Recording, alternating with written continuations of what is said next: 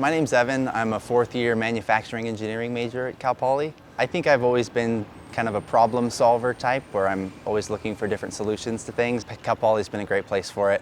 The Learn by Doing philosophy is awesome, and I've gotten to really kind of figure out how to solve a lot of problems, which has been cool. I had a hoverboard when I first got injured, and I couldn't ride it, and I figured, okay, there's got to be something that I can do to kind of adapt this to make it work. And I built these pretty crude wood blocks right here in Bonderson and made it work, and that worked really well, but it kind of had a lot of limits. You know, a hoverboard's cool, but it can't take you anywhere. So my next thought was, okay, how can I kind of apply this same principle to other devices?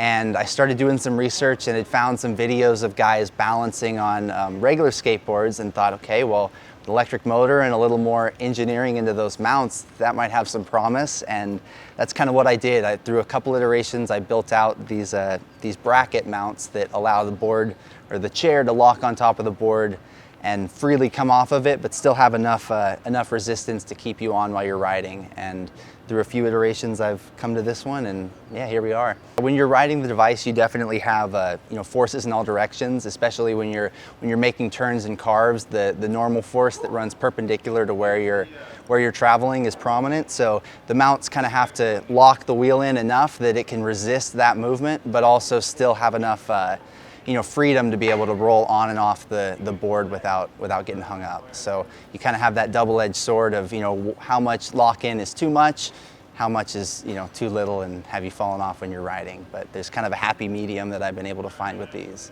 I think one thing that's interesting about the skateboard system, and especially with the wheelchair on top, it gets accentuated, is when you're turning and carving, you have a lot of force in the normal direction, perpendicular to the way you're moving, that's dependent on your speed and how tight the arc that you're making is.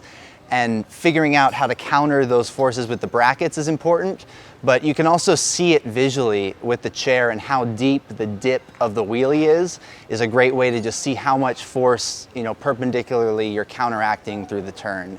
And yeah, the wheelchair on top gives you a great kind of visual of how much movement really is occurring during that action. I certainly had the kind of the skill set to do it, but also the resources. And being here at Cal Poly was awesome for that. The project center and any of the labs here were able to kind of give me the tools I needed to make it happen.